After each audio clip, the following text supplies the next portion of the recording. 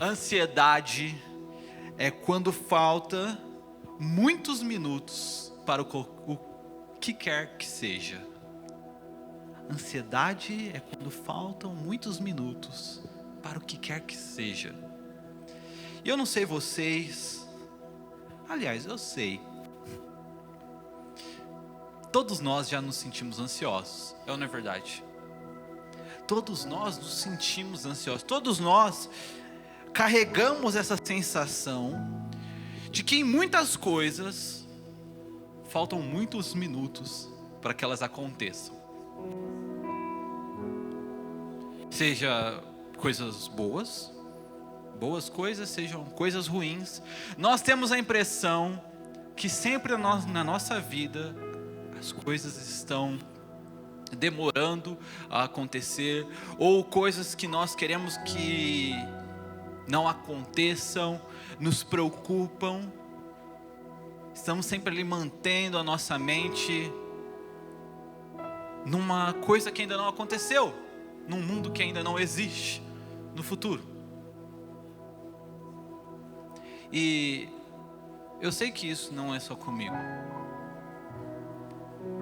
Aliás, esse mal da ansiedade é um mal que visita a todos nós por causa da incerteza. Não é outra coisa senão não sabermos o que vai acontecer. E não importa como nós estivermos vivendo a nossa vida, isso sempre nos ocorre de novo. Na verdade, nós temos a sensação que depois de algum tempo, depois de determinadas conquistas, nós não vamos mais viver assolados pela ansiedade. Mas deixa eu te contar uma coisa. Isso é mentira. Eu lembro que alguns anos atrás, quando eu era ainda mais jovem, eu sempre falava assim, eu não vejo a hora de ter 40 anos. Porque quando eu tiver 40 anos, eu já vou estar formado, já vou ter minha família, e aí eu não vou ter que me preocupar com mais nada. Que ilusão!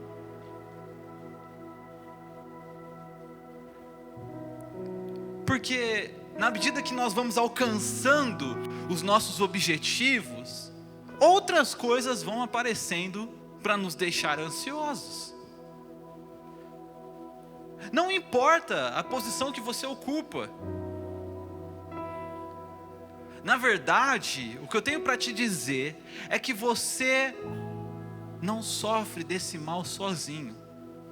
A sua mãe estava enganada. Você é sim igual a todo mundo. Você é osso e carne igual a todos. Você tem incertezas, ansiedade, preocupação, igual a todas as pessoas. Você é igual a todo mundo. Estou aqui para te dizer o que você sempre quis ouvir da sua família. Você não é diferente, você é igual. Sofre dos mesmos males. Porque todos nós temos no nosso coração a mesma raiz pecaminosa que nos ofereceu algo menor do que Deus para saciar aquilo que só Deus pode saciar.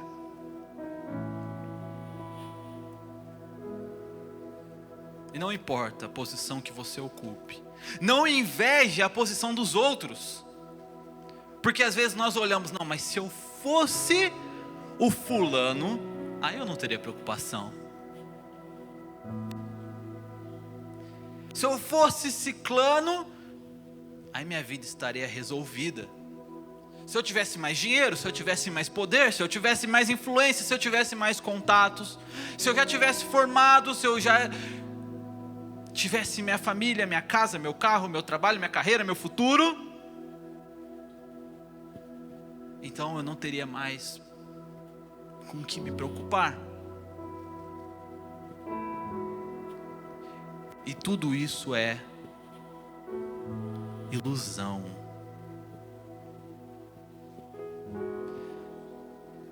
Exatamente aqui nós nos encontramos com um personagem na Bíblia chamado Nabucodonosor. Nós falamos a respeito dele um pouco semana passada. E aqui nós encontramos Nabucodonosor, rei da Babilônia, no segundo ano do seu reinado, um dos homens mais poderosos do mundo no seu tempo. Grande riqueza, grande poder, grande influência, bons contatos, tendo tudo aquilo que nós olhamos e falamos: se eu tivesse isso, eu poderia dormir tranquilo essa noite. Nabucodonosor tinha tudo o que você deseja, e mais, coisas que talvez nós nem imaginamos. E como ele está no segundo ano do seu reinado, está sem conseguir dormir à noite. Por quê? Porque o futuro o preocupa. Porque não importa a posição que nós ocupamos. Alguém disse que com grandes poderes vem grandes responsabilidades. Se você aumenta as suas posses, aumenta também o seu medo. Se você aumenta a sua posição, quanto mais alto nós estamos, mais medo nós temos da queda. Mais ansiosos nós ficamos. E é perfeitamente possível imaginar por que Nabucodonosor não consegue dormir. Pensa quanto medo de conspirações, de traições, de revoltas, de golpes. Ele era o homem mais visado do seu tempo, todos queriam estar onde ele estava. E todas as noites, isso pesava o seu sono. Não demorou para que ele começasse a ter sonhos. Sonhos que o perturbavam.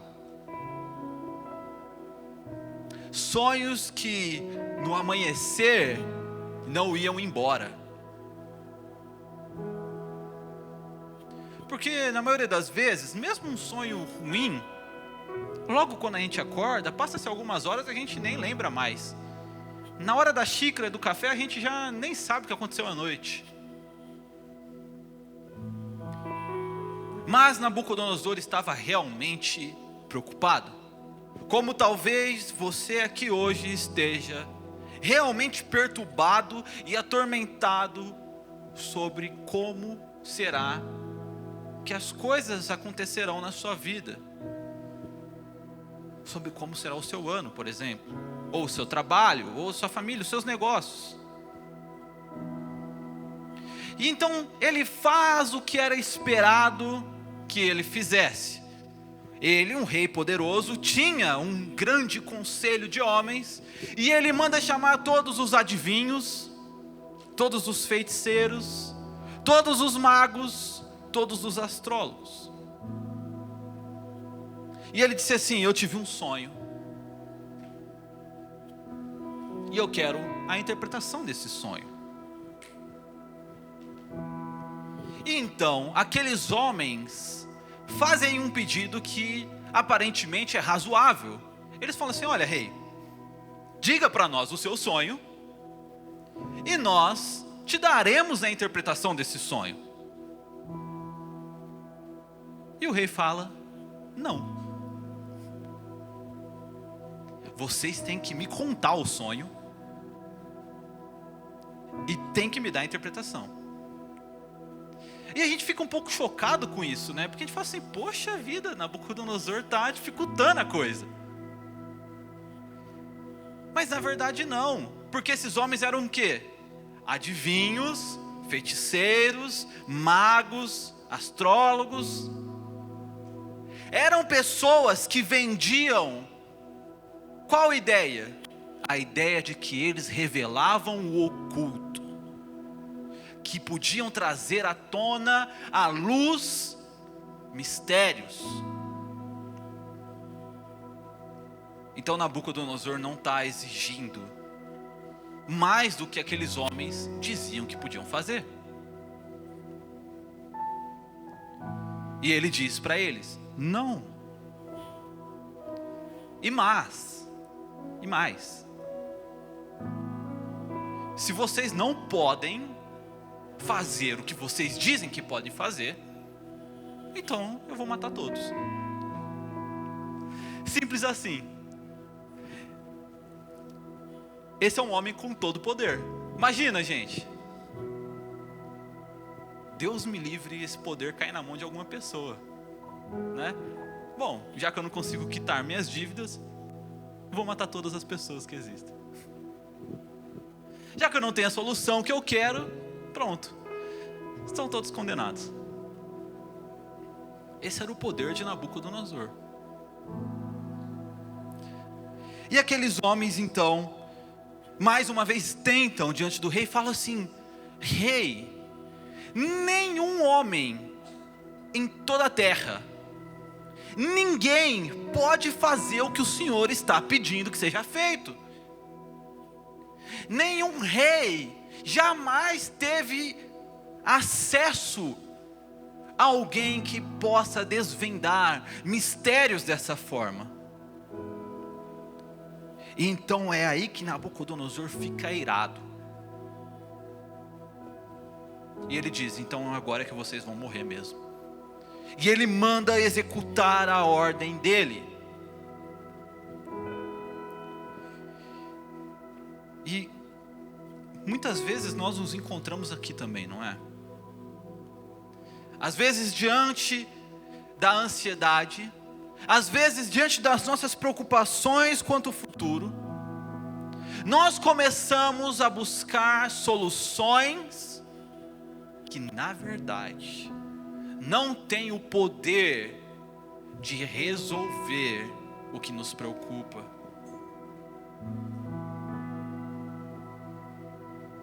Começamos a procurar coisas que são somente ilusões.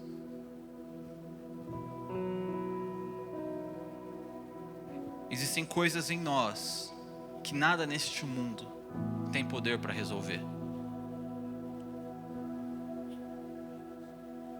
E é diante desse contexto que nós chegamos até Daniel. Eu gostaria que você abrisse sua Bíblia comigo em Daniel, no capítulo 2, versículo 13.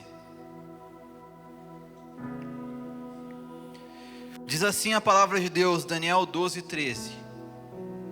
E saiu o decreto, segundo o qual deviam ser mortos os sábios. Daniel e seus companheiros foram procurados para serem mortos. Quando Arioque, capitão da guarda real, saiu para matar os sábios da Babilônia, Daniel se dirigiu a ele de modo sensato e prudente. Ele disse a Arioque, oficial do rei, por que o decreto do rei é tão urgente? Então Arioque explicou o caso a Daniel. Diante disso, Daniel se apresentou ao rei e pediu que lhe desse um prazo para revelar ao rei a interpretação. Então Daniel voltou para casa e contou o caso a seus companheiros, Ananias, Misael e Azarias, para que pedissem misericórdia ao Deus do céu sobre aquele mistério, a fim de que Daniel e seus companheiros não fossem mortos juntamente com os outros sábios da Babilônia. Bom, meus irmãos, pense o seguinte: você está lá vivendo a sua vida, de repente bate alguém na sua porta e fala assim, ó, vem que o rei mandou te matar. foi isso que aconteceu com Daniel. Daniel não estava sabendo de nada, não estava nem aí com a paçoca. Não fazia ideia do que estava acontecendo. Ele não foi chamado na presença do rei. Daniel fazia parte dos sábios. Foi chamado diante do rei, astrólogos, adivinhos, feiticeiros e magos. Mas era o decreto real. Enquanto Daniel estava vivendo a sua vida, normalmente, ali sendo fiel a Deus, chega o decreto de que ele será morto. E eu fiquei pensando, qual seria a minha reação, qual seria a nossa reação diante disso? Será que nós íamos virar e falar assim, lá, tá vendo?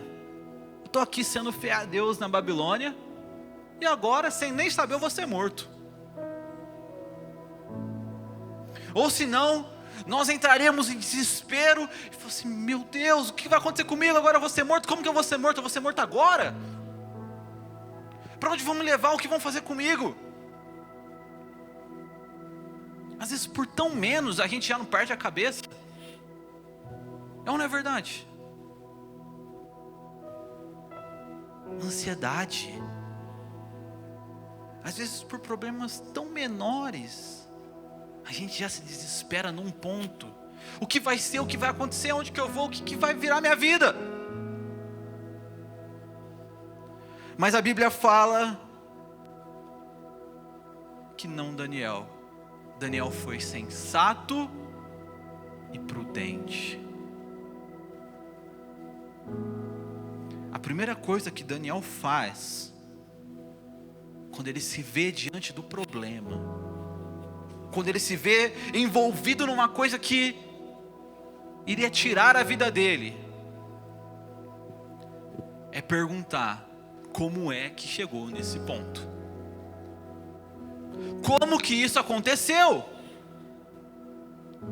Porque a prudência para resolver problemas não tem a ver com se preocupar com o que vai acontecer, mas é como você parou nesse ponto. A pessoa prudente, diante da dificuldade, ela não fica tentando olhar lá na frente. Ela olha para trás. Como que eu cheguei aqui? Por que aconteceu essa situação toda? Como que eu me envolvi nisso? É isso que Daniel está pedindo para o guarda, para o chefe da guarda real. Me diga, como é que a situação chegou nesse ponto? Como é que eu vim parar numa parte onde eu posso morrer?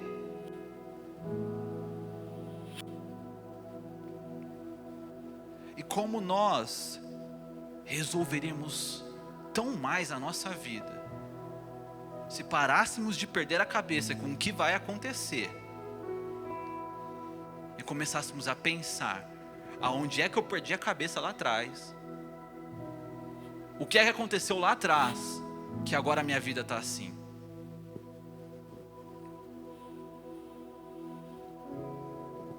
Meu irmão, nada acontece espontâneo. Não é do nada você está no problema. Alguma coisa aconteceu que você precisa olhar e falar assim, não, olha, aconteceu isso, aconteceu aquilo, eu errei ali, eu não fiz certo ali, ou eu me associei ali com aquele grupo e agora o rei está me pondo no mesmo lugar. Como chegou nesse ponto? Quando Daniel entende, então ele pede para ir falar com o rei. Ele se direciona diretamente a quem estava passando por aquilo. E ele chega diante do rei e fala assim, rei Nabucodonosor, me dê um prazo e eu lhe darei a interpretação e o sonho que você está pedindo.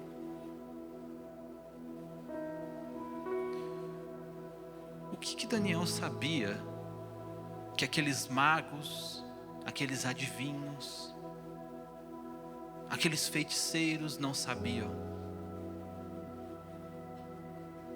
Eles sabiam, e Daniel sabia, que não existe ninguém na terra capaz de revelar mistérios.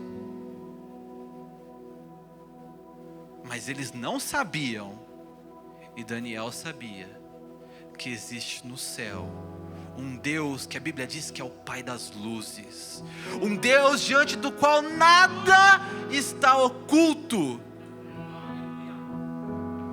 um Deus que tudo é claro aos seus olhos, um Deus que atende às orações do seu povo. E é por isso que Daniel pôde pedir um prazo. Sabe, muitas vezes nós nos vemos envoltos em problemas e dificuldades nessa vida, e como os pagãos, nós nos esquecemos que os nossos recursos não estão limitados a essa terra. Os nossos recursos têm o limite do nosso Deus. E o nosso Deus é um Deus sem limite.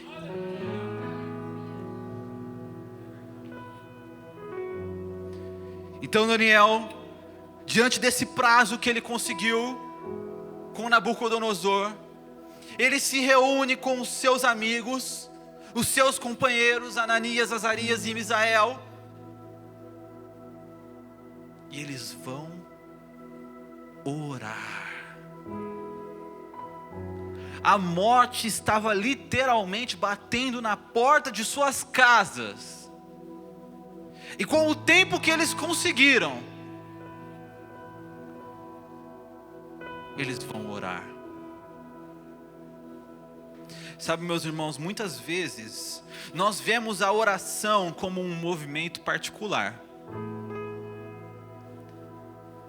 Mas é interessante como a Bíblia, na maioria das vezes, traz a oração como um movimento público.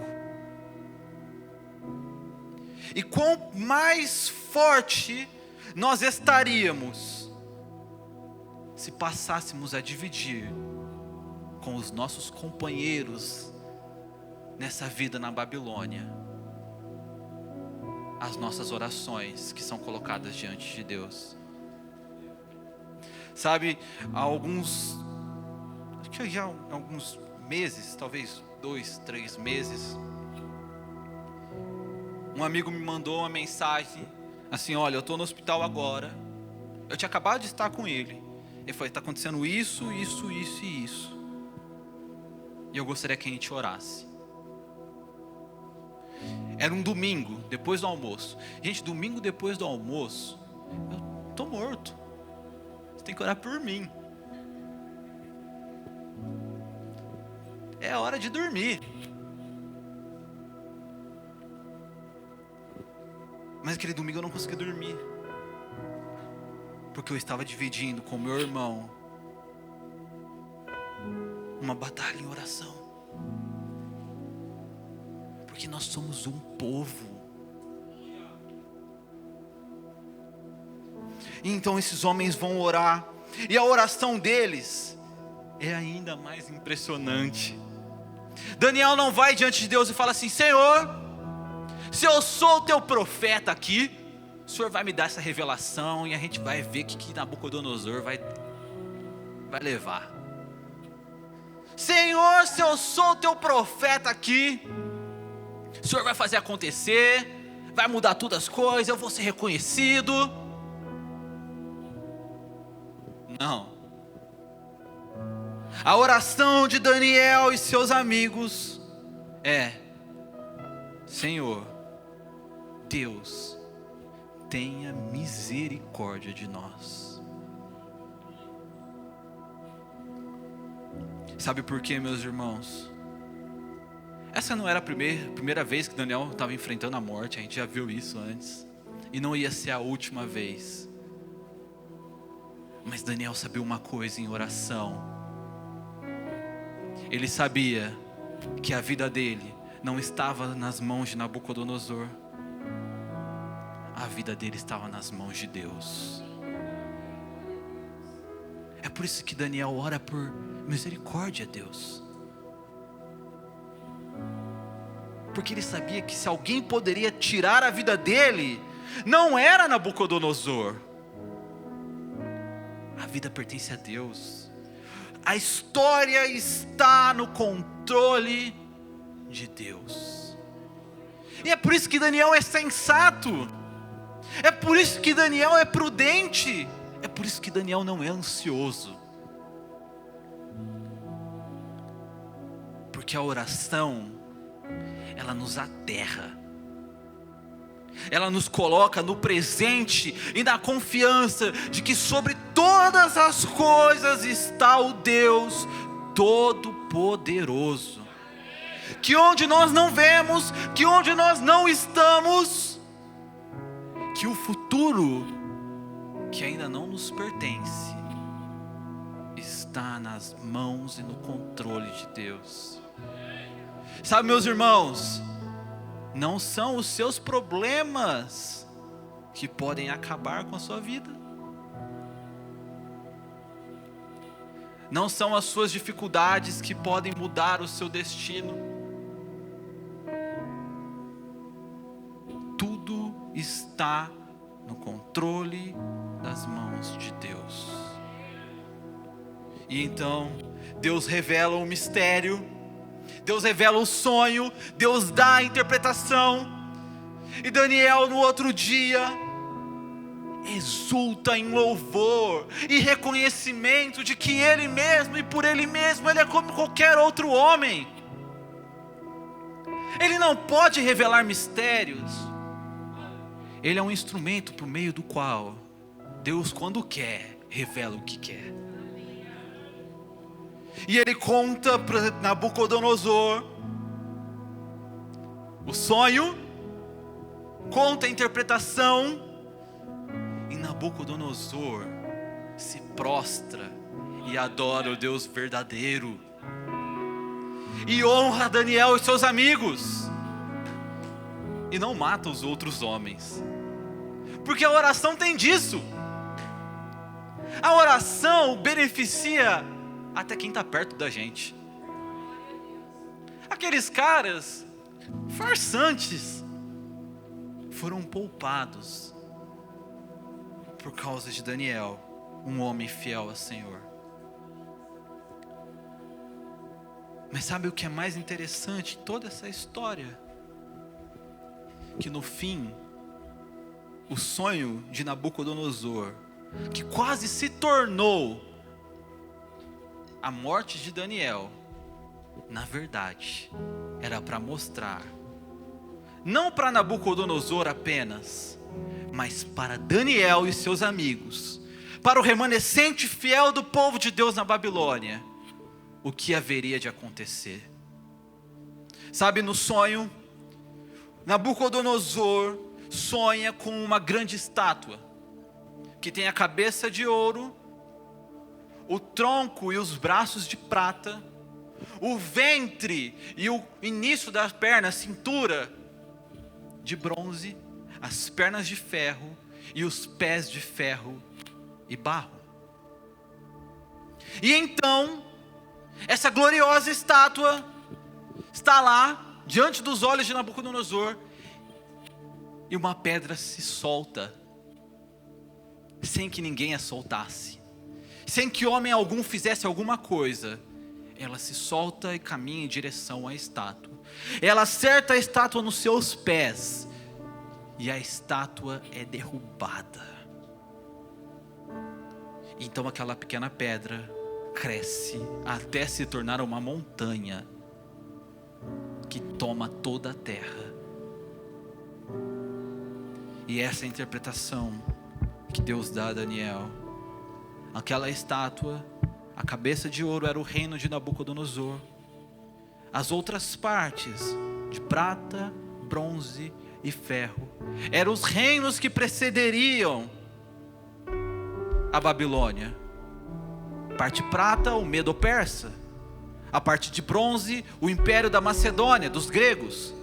A parte de ferro, o império de Roma. Mas e a pequena pedra? A pequena pedra é aquela mesma pedra que foi rejeitada pelos construtores.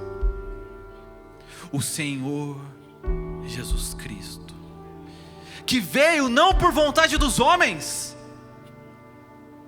mas por vontade de Deus, que não foi solto e lançado por mão de alguém, mas que a si mesmo se entregou em nosso favor. Ele é aquele que vem e esmiuça, derruba e destrói os reinos deste mundo e constrói para si um reino que toma toda a terra. Aquele reino que não será precedido por nenhum outro.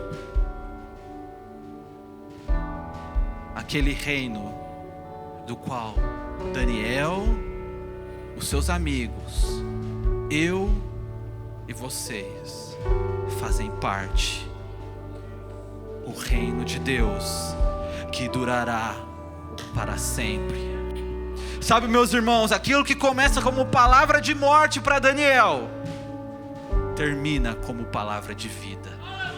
Chegará um reino que não terá fim, o reino do eleito de Deus, do Senhor Jesus Cristo, o próprio Deus que se fez carne e habitou em nosso meio. Essa é a palavra do Evangelho para você. Não se preocupe com o seu futuro, porque o seu futuro está no reino eterno de Deus. Ele não terá fim. E enquanto ele não chega, não importa onde você está, você pode erguer as suas mãos, fechar os seus olhos e orar ao Deus que te escuta, até que o reino venha.